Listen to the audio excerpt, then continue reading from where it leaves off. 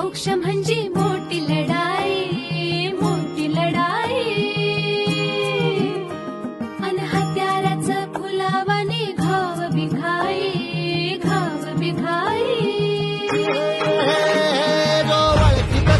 औक्ष म्हणजे मोठी लढाई आणि हत्याराचं फुलावानी घाव बिखाई. गळ्यामध्ये पडल त्याच्या माळी जयाची, गळ्यामध्ये पडल त्याच्या माळी जयाची.